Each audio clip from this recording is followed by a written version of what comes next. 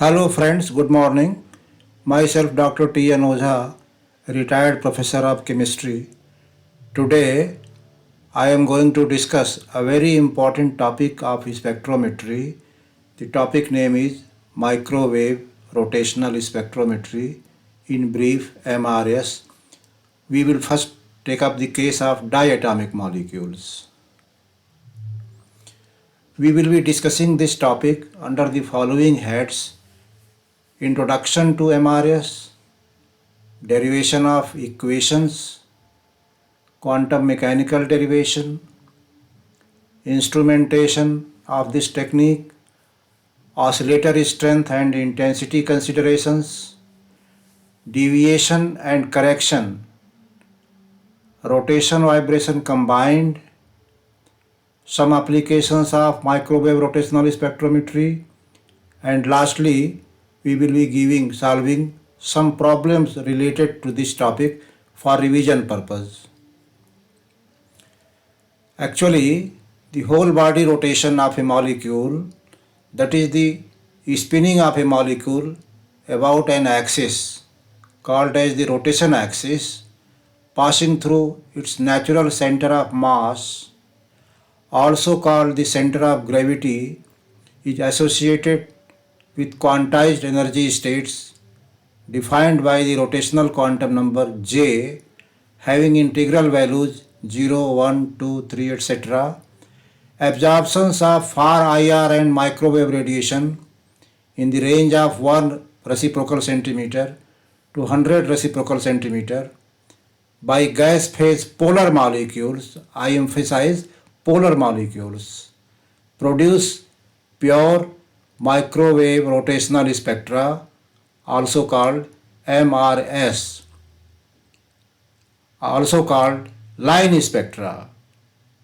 Liquids and solids having appreciable vapor pressure can also be examined by this method, but those liquids and solids possessing and molecules possessing no dipole moment cannot be examined by this method.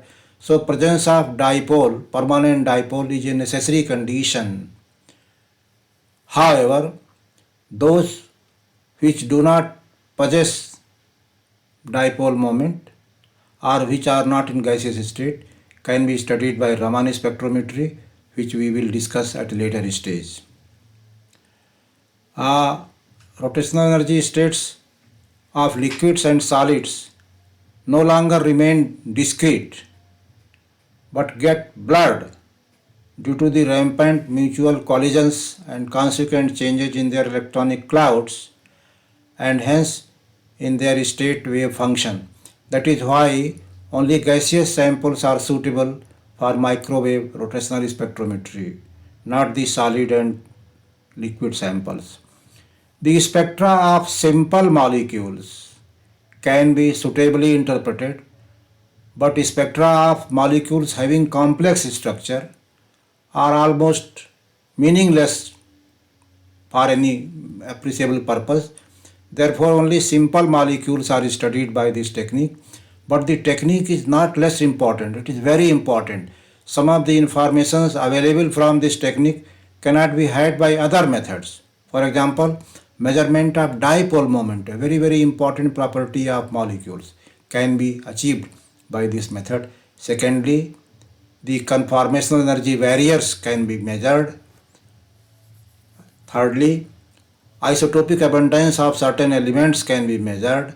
So what I am trying to emphasize is microwave rotational spectroscopy is not applicable to a large samples. It is applicable to few cases, but the information it provides is very important. That is why the technique is important, and I decided to discuss it in detail. Before we can understand this method in detail, some mathematical intricacies are involved. So we will first define certain necessary terms.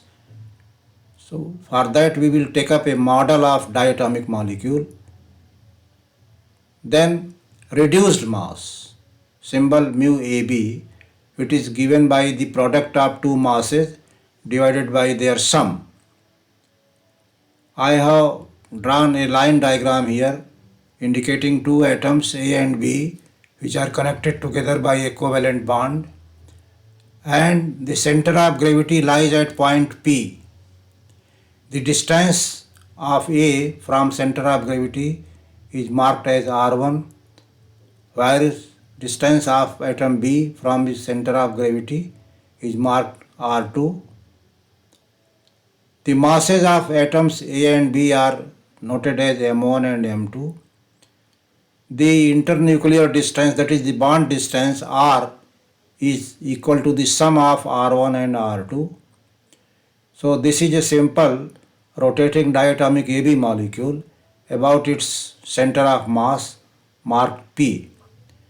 Bond distance R, as I told earlier, it is equal to the sum R1 and R2. Momentum conservation concept, which we have studied in detail many times, says that M1 R1 equal to M2 R2.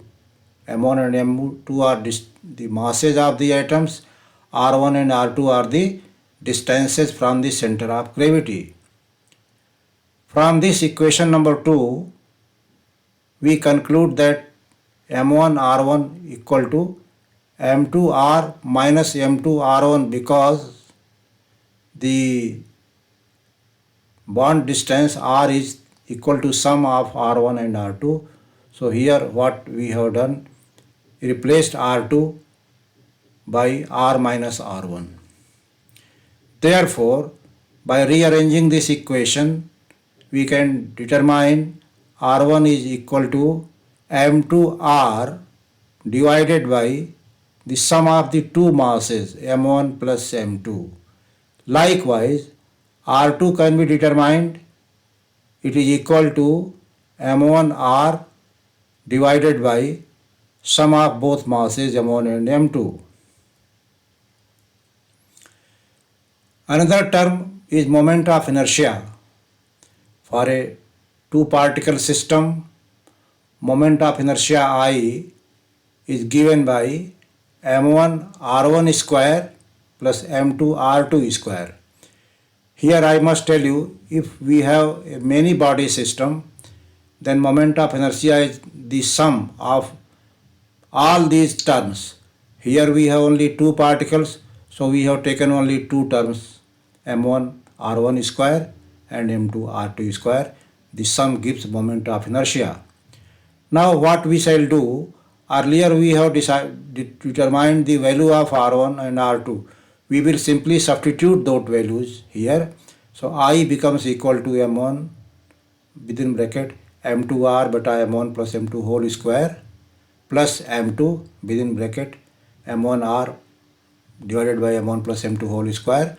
By rearranging, we can show that moment of inertia I is equal to mu R square, where mu is the reduced mass. We have defined reduced mass earlier. Another term is linear velocity V and angular velocity omega. The relationship between linear velocity and angular velocity is given here. V1 equal to R1 omega and V2 equal to R2 omega. The important point to note here is that omega remains the same for both atoms, but their linear velocities are different because the radii which they draw during rotation are different.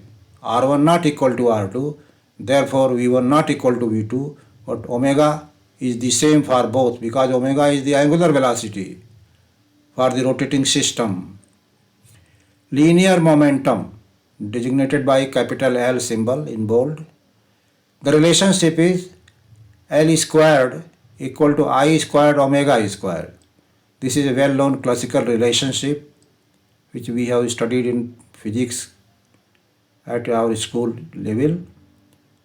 If we divide both sides by 2I, we get L square by 2I equal to I omega square by 2, and this is nothing but this equal to kinetic energy of the system indicated by ER.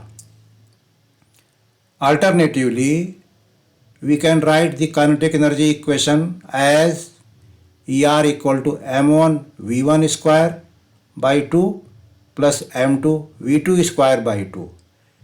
Here we can put the value of V1 square as M1 R1 square omega square. Similarly, value of V2 square can be put as M2 R2 square omega square by 2, and on solving we get this becomes equal to I omega square by 2. So kinetic energy has been equated with I omega square by 2. This is the point to be remembered. Then quantum mechanical expression for the L linear momentum is given by h upon 2 pi square multiplied by j plus 1. What is j? As I told earlier, j is rotational quantum number having integral values 0, 1, 2, 3, etc. H, as you know, is Planck's constant, pi is a constant.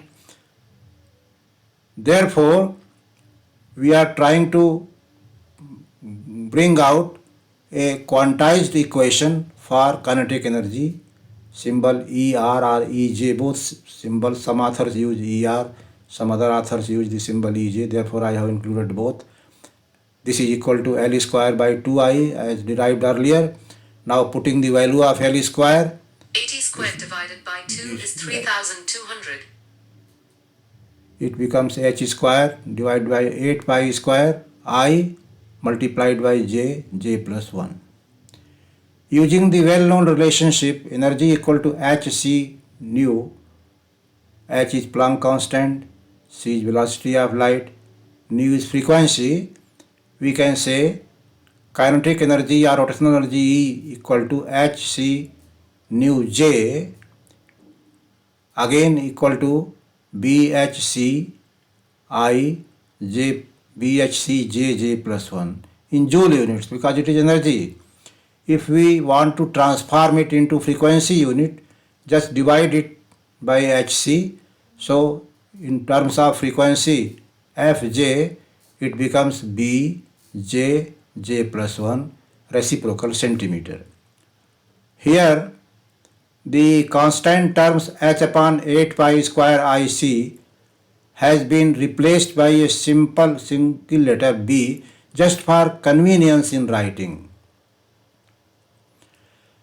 Now I am giving you, if we calculate energies of various rotational levels just by putting the value of j, we get when j equal to 0, rotational energy is 0.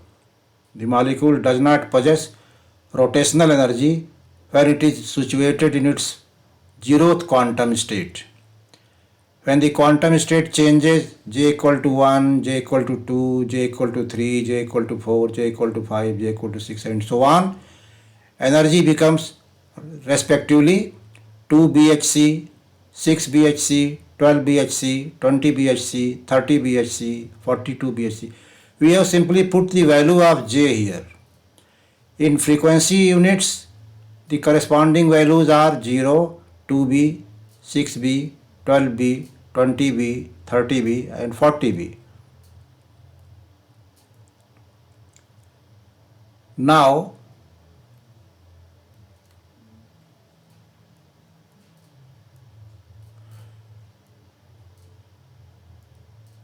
selection rules and condition for absorption of microwave radiation. The selection rule for absorption of microwave radiation and state transition is delta j equal to plus minus 1. It means that rotational state transitions can take place between two adjacent j levels. When we study Raman spectrometry, there I will inform you that delta j value is plus minus 2 for Raman spectrometry. Here just for convenience I am noting this point, but presently we are studying pure rotational spectra by the classical method. Here delta j is plus minus 1. And another very important condition, the dipole moment of the molecule should not be zero. If it is zero, it is not going to give you rotational spectrum. What is the reason behind this? During vibration, the bond length changes, bond angle changes, but during rotation, neither the bond length changes nor the bond angle changes. So if the molecule does not possess permanent dipole moment, it cannot have dipole moment during rotation. Therefore, for rotational spectrometry, the essential condition is the molecule must having dipole moment not equal to zero. Some examples of microwave active molecules: HX type molecule, H2O, ammonia, etc. etc. And as said earlier, they should be in the gas phase so that their energy states are precisely defined, not blurred out. Spectral range, where we measure the spectrum, we normally use wave number 1 reciprocal centimeter to 100 reciprocal centimeter. And how do we calculate bond length? From the spectrum, we measure the parameter B, where B is equal to h upon 8 pi square IC, and earlier equation shows that I, the moment of inertia I, is equal to the product of reduced mass mu and square of bond length. So from experimental parameter B, we can calculate I and then we can calculate R. Here the relationship has been shown. R is equal to under root I by mu. Deviation from rigid rotor model and correction. The equations which we have discussed here, we have assumed that during rotation the bond length is rigid, does not involve any change. Secondly, the diatomic molecule has been assumed to be a rigid rotor, but actually the molecule is not a rigid rotor. It is both vibrating and rotating simultaneously. So some deviations are incurred. Rotational spectra of samples are recorded in gas phase. The molecules are simultaneously both vibrating and rotating. As molecules are excited to higher rotational levels, their faster rate of spin increases the centrifugal force, thereby tending to push the atoms outward. This results into slight stretch of the bond. Consequently, slight increase in the moment of inertia. As both the parameters B and I are inversely related, increase in the value of I leads to a slight decrease in the spacings between the J levels. The correction for centrifugal distortion may be found through the application of quantum mechanics, that is perturbation theory and approximation method. And the corrected equation for rotational spectrum is Fj, frequency in terms of reciprocal centimeters, equal to Bj plus 1 main term minus dj square j plus 1 square, where centrifugal distortion dj is related to the vibrational wave number nu, as this equation says dj equal to 4b cube divided by square of the vibrational wave number. Derivation of equations, again, energy of rotational transitions from level j to level j plus 1 in wave number units. This can be very easily determined. Here a system is going from quantum state j to the next higher quantum state j plus 1. So we subtract the lower frequency from the higher frequency Fj plus 1 minus Fj, putting the values of frequencies B j plus 1 multiplied by j plus 2 minus B j plus 1, it comes out to be 2B within bracket j plus 1. Very simple to derive. This is the amount of energy required for bringing out rotational state transition. 2B j plus 1, where B is the rotational constant having value h upon 8 pi square IC, and j is the rotational quantum number. Rotational spectrum. Earlier I have given you the name. Rotational spectrum is also called line spectrum because it is pure spectrum. When we go to study vibrational spectrum, we will see there that vibrational spectrum is actually rotational vibrational spectrum. Likewise, electronic spectrum is rotational vibrational electronic spectrum. But rotational spectra are pure spectra. Here I have shown a spectrum. Various J levels are shown as 0, 1, 2, 3, 4, 5 and 6. The spacings between them are not all equal as we have derived earlier. Here the spacing between J barabar 0, J equal to 0 and J equal to 2 is 2B. Then J equal to 1 and J equal to 2, it is 4B, like that. And the expected transitions are shown on this right side of this diagram. One very striking observation you can note down. Various transitions from J to next J level, that is from J to J plus 1 level, give out absorption lines which are equidistantly placed. Very important point to note. The separation between the rotational absorption lines is the same. Whichever pair of lines you choose, the separation is equal to 2B. Therefore, we need not analyze the entire spectrum. We can choose any two lines, adjacent lines, and measure the separation between them. It is equal to 2B. From B, we can calculate moment of inertia I. From moment of inertia, we can calculate bond length.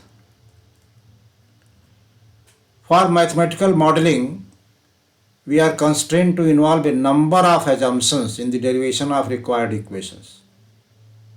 In classical mechanics, these assumptions are rigid rotor model of diatomic molecule, fixed position of both atoms, fixed bond length, masses of both atoms A and B are replaced by reduced mass, mu AB. It is a very important point. Why do we use reduced mass in place of separate masses M1 and M2? When we have two masses M1 and M2, we want to solve the equation quantum mechanically, we require separate wave functions because the system is two mass system. But when we use reduced mass, the two mass system becomes single mass system. Only single wavelength can suffice. And you know, quantum mechanical solutions are very intricate. So if you can reduce a system of two masses to one mass system, the system becomes amenable to analysis. Now, so far we have been discussing classical method. Now we will know the quantum mechanical equivalent for the derivation of rotational frequency. Although this quantum mechanical derivation is very complicated, we will try to limit ourselves to the simple concepts. And for this, first we will consider the diatomic molecule, which we have explained earlier. Its energy is given by I omega square by 2, where I is equal to mu r square. And now we will try to use Schrodinger wave equation H psi equal to E psi, where H is the Hamiltonian operator, psi is the wave function for the system, E means total energy of the system. Here one thing you must note, total energy of the system is equal to kinetic energy plus potential energy. But we have assumed that no external force is acting on the rotor. Therefore, the potential energy term VR vanishes. It is zero. Therefore, Hamiltonian becomes very simple. It relates only kinetic energy term. This is very important point in solving the quantum mechanical problem. The value of Hamiltonian, as you know, can be written as minus h square upon 8 pi square mu multiplied by Laplace square, Laplace operator del squared. I have noted potential term V plus R, VR, but this is zero. So you can neglect this term. Again I repeat, the Hamiltonian operator in this case contains only the kinetic energy term. Now, in a spherical coordinate system, the Laplace operator del square is given by 1 upon r square d by dr, r square d by dr plus 1 upon r square sin theta d by d theta, sin theta d by d theta plus 1 upon r square sin square theta d square by d phi square. You know, in the Cartesian system, we have parameters x, y, z axis. But when we come to a spherical coordinate system, angular coordinate system, it is called, we have r, theta and phi, three variables. R, distance, theta, angle, phi, angle. Here this equation 3 simplifies to two-term equation because the first term, you see, the first term has only dr, and as I assumed bond distance remains constant, it means dr is 0, r is not changing, and derivative of a constant is 0. Therefore the first term becomes 0, and I have omitted this term here, rewritten the remaining two terms as equation 4.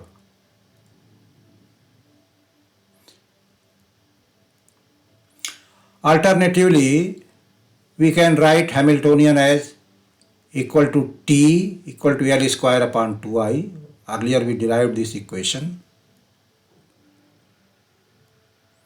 The expression for L square in a spherical polar coordinate r theta phi, you must have studied this in quantum mechanics in MSc previous level classes. Expression for L square is given here. It is equal to minus h square upon 4 pi square 1 by sin theta d by d theta sin theta d by d theta plus 1 by sin square theta d by d phi square. And now we use the Schrodinger equation h psi equal to E psi. What we can do now, we will replace the Hamiltonian by its value given earlier. And this equation emerges like this.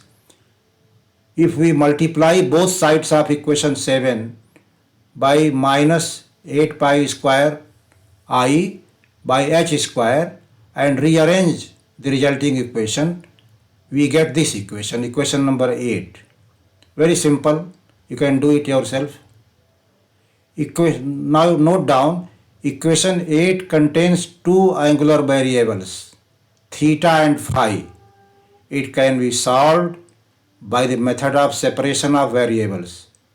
Solving further, it leads to the energy eigenvalue noted here, lambda equal to 8 pi square IE over h square equal to L plus 1, where L has integral values 0, 1, 2, 3, etc. Here I would like to explain few terms for you. What is eigenvalue? An equation is called eigenequation if the operator works on the wave function and you get the same function with some constant value, then that kind of equation is called eigenequation, and the constant term which you get is called eigenvalue. So this Schrodinger wave equation H psi E psi is actually an eigen equation, because you see on both sides you have the wave function psi, same wave function on either side, and when H operates on psi on the left side, you get E psi. E is a constant energy term here. So here E is eigen value. Here E is eigenvalue. Again I repeat, this equation H psi equal to E psi is an eigen equation. Here psi is eigenwave function, E is eigenvalue. So when we derive further by the method of separation of variables, we get the eigen equation, eigenvalue lambda equal to this much. Customarily, we are using the quantum number symbol J for rotational spectrometry. So this L in the equation number 8 is simply replaced by J, no other change, because it is customary to use this symbol for rotational spectrometry. And energy in units of joule is given by J plus 1 multiplied by H square upon 8 pi square I, which becomes BHC J plus 1, equation number 9. J I have already explained to you. In terms of wave numbers, you simply divide equation number 9 by HC, you get equation number 10, where B is rotational constant. The instrumentation part for microwave rotational spectroscopy is very simple. Actually, we are not going to discuss it in detail. A brief outline has been mentioned. Only the name of various components are given below. Klystron is the source of microwave energy. Then you have attenuator, wave meter, coupler, sample cell, detector crystal, oscilloscope or recorder, crystal mixer, frequency standard, RF receiver, going to oscilloscope and a dedicated computer. This is the diagram for the traditional spectrometer. Nowadays, they are using Fourier transform technique, a very fast technique. So these days, the traditional spectrometer has been replaced by FTMRS type spectrometer, a very costly one.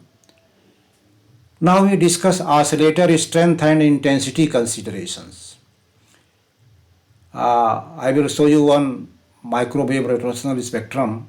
You will see there are a large number of lines, absorption lines, but their intensities are not equal. So how do we explain these unequal intensities? Let us define transition moment and oscillator strength. A rotational state transition from initial state I to the final state J, for example, say from quantum state J equal to 1 to J equal to 2, has a probability given by the transition dipole moment integral defined as follows. Mu I j equal to integral psi I star operator psi j dv. In this expression, psi indicates the wave function, dv indicates the volume element, that is product of dx, dy, dz in 3 dimensions, and u over the cap, it is the operator symbol. Why we have put a star sign over one of the wave functions? Sometimes the solution of wave function obtained from Schrodinger equation contains imaginary term I equal to under root minus 1. So just to get rid of this troublesome quantity, we use the complex conjugate so that this term is eliminated. You must have studied this in quantum mechanics. If you have not studied, simply remember the I, imaginary term I, whose value is under root minus 1, is difficult to solve, cannot be solved. So we must get it removed. How do we get it removed? In place of psi, we use the counterpart psi star. So when we multiply them, this imaginary constant is removed. One thing here you should note down, that this integral, if this integral is 0, then transition moment becomes 0 and rotational level transition cannot take place. When its value is greater than 0, rotational spectrum will appear. Larger the value, more intense the peaks. So this is also a measure of the intensity of various peaks, various lines. For all transitions, the value of mu ij is not the same. Therefore, the observation that lines of different intensity appear is understood. The intensity of spectral lines is actually proportional to the population ratio Nj by N0. What is N0? The total number of molecules in the sample. What is Nj? Number of molecules present in a particular J level, and this is proportional to the Boltzmann exponential factor shown over here. Nj by N0 is proportional to e raised power Ej by Kt. K is Boltzmann constant, T is absolute temperature, Ej refers to energy of that J level, and this proportionality constant has been removed by adding the term 2J plus 1. What is this 2J plus 1 term? Very interesting. It is the multiplicity of the given rotational level. When J value is 0, the multiplicity is 1. When J value is 1, you can see the multiplicity becomes 3. When J value is 2, the multiplicity becomes 5, and so on. So Nj by N0, it becomes equal to the multiplicity factor multiplied by exponential factor. And the value of Ej we have already given, Hc into frequency, Hcf.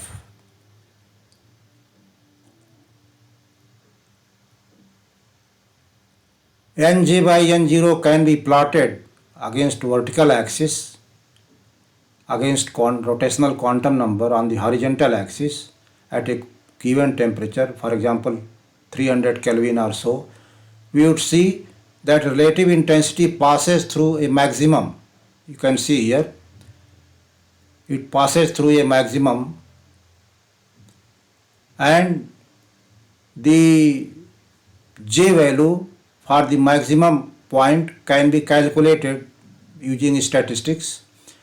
Here in the side we have shown actual experimental spectrum of carbon monoxide. You can see a very large number of rotational lines, all separated by equal distance.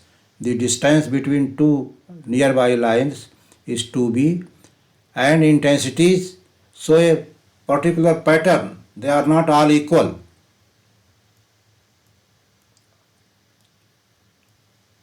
Deviation and correction, as I have already discussed. Rotation, vibration combined. We should understand it is not like that once the molecule is rotating, it is not vibrating. Both type of motions are taking place simultaneously. So for a meaningful analysis, we should have equation containing both terms. Rotational term wave number is Bjj plus 1 in reciprocal centimeter units. Vibrational term plus n harmonicity is given by Gv, V plus half omega minus V plus half square omega x. So we combine these three terms to get the meaningful expression for rotation vibration spectrum given here. The selection rule for rotational vibrational transitions are delta J equal to plus minus 1 and delta K equal to 0. Here I have shown one very beautiful picture how the conformational variations take place, the flip of ammonia molecule through a middle stage, transition state, and below is shown the energy curve against angle of rotation.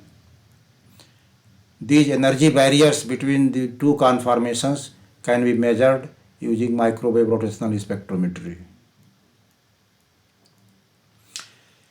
So here you see from the rotational spectrometry we can determine what?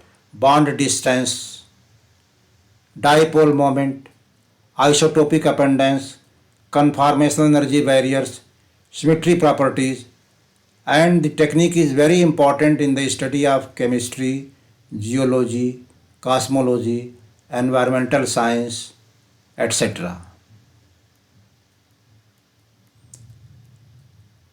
How do we determine bond distance? Actually, we will have to take isotopically labeled molecules. For example, HCN14 and HCN15. For both of these molecules, the moment of inertia will be different. And from the spectrum, we can have two B values. One for the normal molecule, one for the isotopically labeled molecule. Therefore, using this relationship, we can determine the unknown bond distance. Here I have narrated this in detail using an example of OCS molecule, carbonyl sulfide molecule. Isotopic sulfur atom has been used, sulfur 32 and sulfur 34. Both molecules will have different reduced masses, and accordingly their moment of inertia will be different. But we assume that bond distances do not change by isotopic substitution. Although I tell you, a very small change has been observed by other methods. But at the moment we will ignore, we will say that bond distance does not change for the isotopically labeled molecules. So we have determined here how to find out the bond distance using this isotopic method. This equation you can practice yourself, not so difficult. The only thing is you cannot just memorize them. Unless you understand them, you will feel difficulty. But once you take pen and paper and write down these expressions in detail yourself, you can easily understand them, memorize them. So I suggest you, please do a lot of practice. Once you do practice, it will be set in your mind. You will never forget it. Here, a very important thing I am going to tell you. In most of the houses, we are using microwave oven these days. Why do we prefer microwave oven these days? A very important concept based on microwave radiation. The food particles which are to be cooked, they contain water molecules as water of adsorption. So it is these water molecules which absorb microwave radiation, and then they become rotationally excited. These rotationally excited water molecules transfer their excess energy to food molecules like proteins, carbohydrates, lipids, etc. The proteins, carbohydrates, lipids being large molecules, they cannot rotate. Water being a small molecule, it can rotate. So it absorbs the microwave radiation, transfers this to the food particles which get cooked. In the traditional method, the method of heat transfer is called external heating, because you put some material in water and boil it, then that is external heating. Here in microwave, the method is called internal heating. It does not destroy essential constituents of food, therefore this method is used. So we must know the mechanism However, at this point, I am going to tell you one very important news, which I read 3-4 days back. Japan government has asked its citizen not to use microwave oven. They have found, very recently, they have found that use of microwave oven creates some health hazards. So we should note this point. Here I have given some problems for revision. For CO molecule, some data are given. The spectrum is also shown. We have to calculate a number of parameters. Everything is given in much detail. Almost all things are well explained here. If you practice it yourself, I am sure you will not find any difficulty. So thank you very much.